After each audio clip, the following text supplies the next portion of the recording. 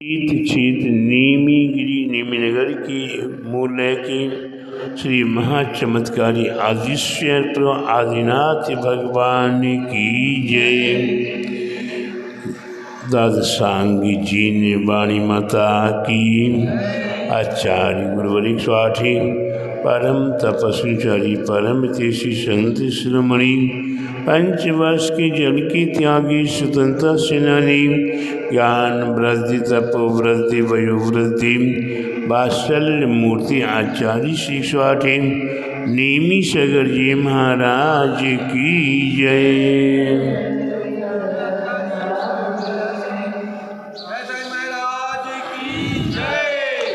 भव्यात्माओं, हम जगत संसारी प्राणी अपने जीवन में देव, शास्त्र और गुरु इन तीनों को अपना मूल आधार मानते हैं। हम संसार में अनादिकाल से चारों ओर से त्रस्त होते हुए, परेशान होते हुए, दुखी होते हुए हम चले आ रहे हैं। ऐसी अवस्था में हमें धर्म, जब कहीं कोई धर्म के नाम की चर्चा करता है तो लगता है कि धर्म शब्द अपने आप में कोई एक महत्वपूर्ण शब्द है। और ये धर्म है क्या? तो हमारे आचार्य कहते हैं, नीतिकार कहते हैं, दया धर्म का मूल है, पाप मूल अभिमान, तुलसी दया न छाड़िए जब तक घट में प्राण है। तुलसीदास जी ने हमारे आपके लिए दया का कितना बड़ा महत्व बताया है। दया धर्म का मूल है। धर्म का मूल क्या है? दया है। और वह दया करुणा के रूप में, प्यार के रूप में, प्रेम के रूप में, स्नेह के रूप में, आपस की परस्पर की प्रेम और स्नेह मित्र भावना के रूप में ये प्रेम अपने आप ही दिन दूना रात चौगुना वृद्धि को प्राप्त होता है। और कहीं हमने इसी धर्म को प्राप्त करें। अब धर्म धर्मात्मा, धर्म अकेला नहीं हुआ करता, वह धर्मात्माओं के साथ जुड़ा हुआ होता है। वही धर्मात्मा हमारी गुरु और उन्हीं के द्वारा हमारे आपके लिए दिव्य देशना प्राप्त हुआ करती है। उसे कहते हैं जिनवाणी। और जिन्होंने देव और जिनवाणी का अवलोकन करते हुए अपने जीवन को समर्पित किया है प्रभु के चरणों में, तो ये तीन चीज़ें हमारे जीवन में हैं। इनके आधार में, इनके संरक्षण में जब पहुंच जाते हैं हम, तो कभी कभी किसी व्यक्ति की तीव्रतम पाप कर्म का उदय, राधा दीदी, पवन भैया, तीव्रतम जब पाप कर्म का उदय आता है, कहाँ पहुँचने के बाद भी देव शास्त्र गुरु की पाद मूल में पहुँचने के उपरांत जब तीव्र पाप कर्म का उदय आता है, वह किस प्रकार से, एक छोटा सा उदाहरण हमारे आचार्यों ने दिया है कि गर्मी का मौसम है। काय का मौसम है संतोष भैया? गर्मी का मौसम है। और ऐसी अवस्था में चारों ओर ना खाना दिखाई दे रहा है, ना पानी दिखाई दे रहा है। और इसी बीच में एक कुत्ता वही प्यास के मारे भूख के मारे परेशान हैं और वे गर्मी में यहाँ वहाँ भटक रहा है। कहीं छाया नहीं मिल रही है, कहीं पानी नहीं मिल रहा है, भोजन नहीं मिल रहा है, वे त्रस्त हैं, परेशान हैं। उसी बीच में हमारे पवन जी एक बैलगाड़ी लेकर जा रही थी।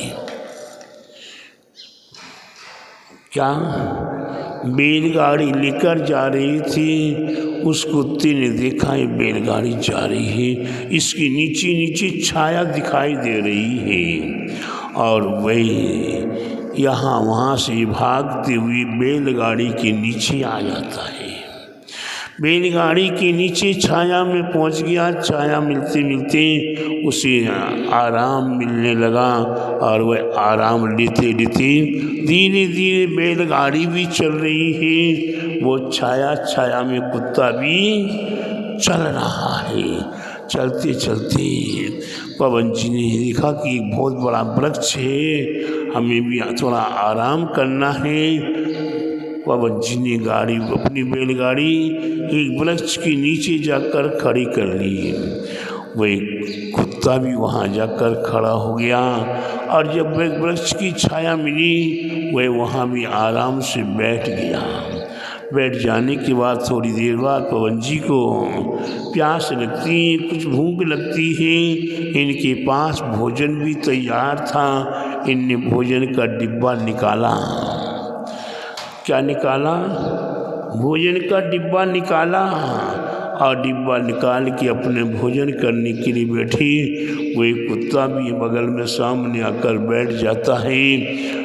करुणा निधान, दया के भाव, हृदय में पवित्र भाव कि मैं भी घर भोजन कर रहा हूँ, चल कुत्ते को भी 2 रोटी डाल दी। उस कुत्ते ने भी दोनों रोटी खा ली। पवन जी ने पानी पिया, उनके पास में पानी पर्याप्त था। इनने कुत्ते को भी पानी पिला दिया। कुत्ते ने भी भोजन कर लिया, पवन जी ने भोजन कर लिया। भोजन करने के बाद थोड़ा कि चलो आराम कर ले, पवन जी वहीं लेट गए, आराम करने लगे। कुत्ता भी आराम से सो गया और जैसी थोड़ी देर ठंड होता है, छाया का मौसम होने लगा, संध्या बेला होने लगी। चलो भाई चलते हैं। अब जैसी बैलगाड़ी में पुनः बैठे और बैलगाड़ी चलने लगी, कुत्ता भी उसके नीचे नीचे चलने लगा। थोड़ी देर चलने के बाद कुत्ता क्या सोचता है? कुत्ता क्या सोचता है कि मैं इतनी बड़ी बैलगाड़ी को चला रहा हूँ, इतनी बड़ी गाड़ी मेरे ऊपर चल रही है, मैं कितना महान हूँ, मैं इतना बड़ा हो गया कि मेरे ऊपर इतनी बड़ी गाड़ी। और ऐसा सोचते सोचते वो कुत्ता वहीं खड़ा हो जाता है। मैं खड़ा हो जाऊंगा तो बैलगाड़ी नहीं चल पाएगी। प्यारे बंधुओं, वह कुत्ता जैसी खड़ा हो जाता है, बैलगाड़ी तो पवन जी अपनी मस्ती में लेके चलती चले गई और वह कुत्ता वहीं खड़ा रह गया। फिर गर्मी लगने लगी, धूप लगने लगी। अभी संध्या बेला तो हुई नहीं थी। अब धूप में वो फिर परेशान यहाँ वहाँ। तब तक तो बैलगाड़ी पवन जी टक टक टक करके लेके निकल गए। वो कुत्ता भटकता रह गया, परेशान होता रह गया। प्यारे बंधु, ठीक इसी प्रकार से देश देशांतर में ये हो रहा है कि कभी समाज का कोई विशिष्ट व्यक्ति अध्यक्ष बन जाता है, कोई मंत्री बन जाता है, तो सोचता है कि मेरे ऊपर ही ये मंदिर चल रहा है, तो मैंने तुम्हारे कितने देवता आ चुके, कितने माँ बाप, कितने परिवार के एक एक करके आके तुम तो चले गए, मंदिर तो जिनालय तो आज हजारों वर्षों से चलती चले आ रहे हैं, वो किसी एक के ऊपर आश्रित नहीं है। ठीक कभी कभी उसी प्रकार से कुछ व्यक्ति इसी प्रकार से सोच सोच के अपनी अपनी ठेकेदारी समझ के हम धर्म चला रहे हैं, हम धर्म चला रहे। प्यारे बंधु, धर्म तुम नहीं चला रहे, तुम धर्म के आधार को स्वीकार करके अपने जीवन को चला लो भैया। आपके जीवन के किए हुए कर्म, आपके जीवन के किए हुए कर्म ये धर्म के सहारे से, देवसाद गुरु के आधार के सहारे से तुम्हारे कर्म कट जाएंगे, तुम्हारी पूर्वकृत किए हुए कर्म कट जाएंगे। और प्यारे बंधुओं, परम साथी से पुण्य को प्राप्त होगी। जब तक निर्वाण की प्राप्ति नहीं होगी तब तक आप भगवान के चरणों में ही भावना करो कि हे भगवान, आपका सहारा, आपका शरण हमें हमेशा हमेशा को प्राप्त होता रहे। ऐसी पवित्र भावना कीजिए। हम अहम के माध्यम से ये मद आ जाता है तो व्यक्ति मद में सब कुछ भूल जाता है, व्यक्ति बिल्कुल मस्त रहता है। और जब सब शराब का नशा आ जाता है, एक बोतल शराब की पी लेता है तो क्या होता है, उसको अपना पराया, माता पिता, भाई बहन, पुत्र पोत्रादि, पत्नी, यहाँ तक कि अपने शरीर का भी पता नहीं रहता है। आपने कई बार देखा होगा, हमने तो जब विहार करते हैं, हम या साधुगण जब विहार करते हैं तो कई बार सुबह सुबह रोड के ऊपर व्यक्ति बेसुध पड़े हुए मिलते हैं, क्योंकि रात्रि में उनने शराब पी ली, वो मदहोश हो गए। प्यारे बंधु, ये शराब का नशा तो घंटे, 2 घंटे, 6 घंटे, 12 घंटे, 15 घंटे, 24 घंटे में उतर जाएगा।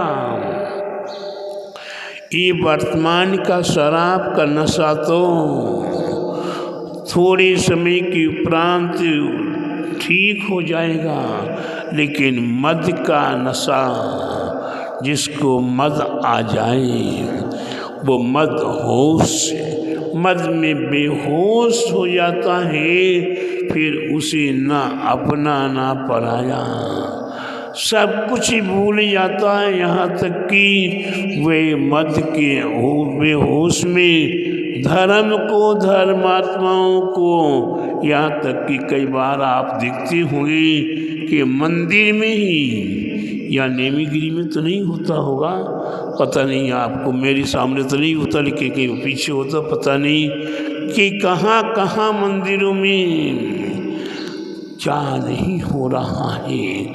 इसलिए प्यारे बंधु, हमें थोड़ा सा अपने आप पर ये मद को भी छोड़ना है, ये बेहोशी छोड़नी है। और ये श्लोक छोटा सा तुलसीदास जी का, दया धर्म का मूल है, पाप मूल अभिमान, तुलसी दया न छाड़िए जब तक घट में प्राण है।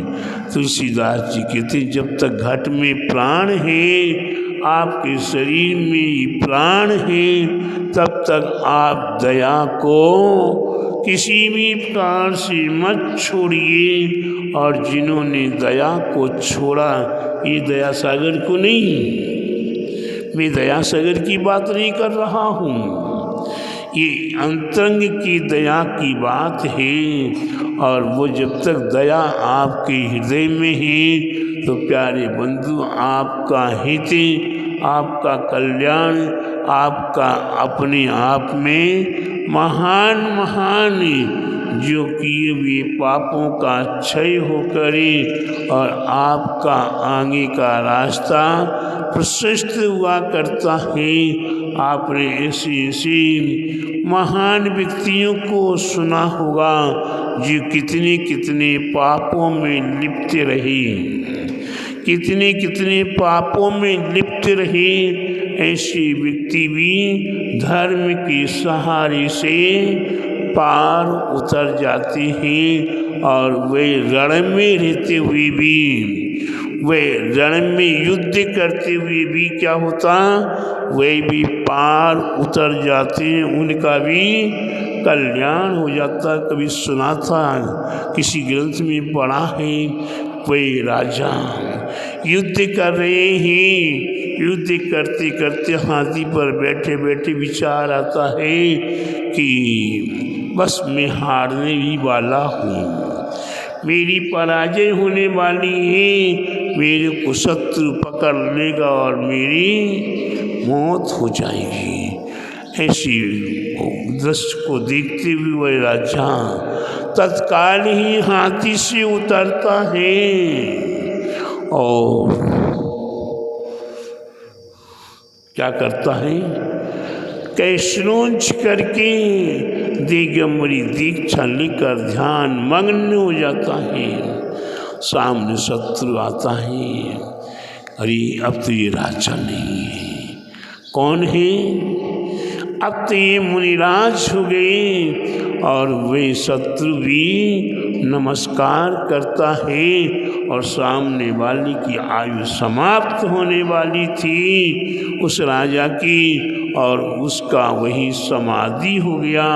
तो प्यारे बंधु, ऐसी कहाँ रण में युद्ध कर रहा और पल भर में भाव बदला और धर्म का सहारा लिया तो उत्थान हो गया, कल्याण हो गया।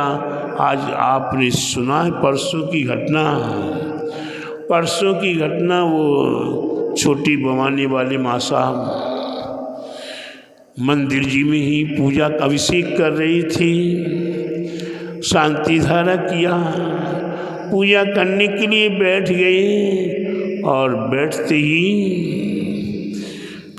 क्या हुआ, सांस निकल गई।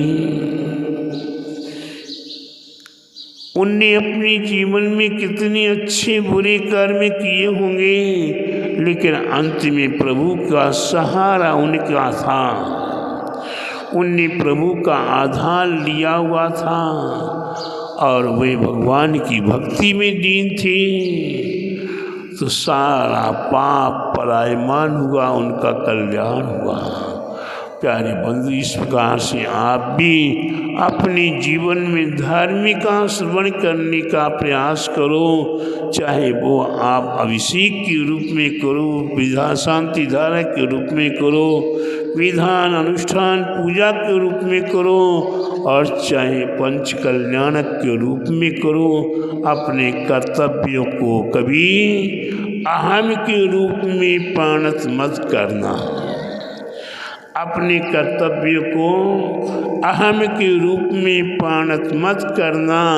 अन्यथा प्यारे बंधु, चाहे वो कितने बड़े से बड़ा धर्मात्मा हो, जो धर्म को, धर्म के सहारे को अहम के रूप में स्वीकार कर लेगा, वह चाहे कोई क्यों ना हो, उसका पतन निश्चित है। इसलिए प्यारे बंधु, आपके लिए मौके में मौके हैं। यहाँ तीक्षित नेमीगिरी में अभी धर्म आप अभिषेक कर रहे, शांति धारा कर रहे, भक्तामर विधान प्रतिदिन कर रहे और सिद्ध चक्र मंडल विधान का अवसर मिलेगा। पिछले दिनों में आपको मौका मिला था शाश्वत श्री दिव्य महाविधि यंत्र की आराधना करने का मौका मिला था। अब आगे 22 फरवरी से 28 फरवरी तक के विशाल पंच कल्याणक प्रतिष्ठा महोत्सव भी आपको करने का अवसर मिलेगा। मध्य को छोड़कर, अहम को छोड़कर आप अवश्य ही अपने जीवन को ऐसी धर्म कार्य में लगाते हुए सार्थक करें। इस सब मेरा आपसे भी भव्य आत्माओं को मंगल आशीर्वाद। बोले महावीर भगवान की, बोले श्री मंदिर आदि विद्यमान तीर्थंकर भगवान की, श्री मंदिर स्वामी की समूषण पंचकल्याण प्रतिष्ठा महोत्सव की। आचार्य गुरुवरिक स्वाठी परम तपस्विचारी परम ऋषि संत शिरोमणि पंचवर्ष की जल के त्यागी स्वतंत्र सेनानी ज्ञान वृद्धि तपो वृद्धि वयो वृद्धि वात्सल्य मूर्ति आचार्य शिक्षाठी नेमी सगर जी महाराज की जय। जावाणी की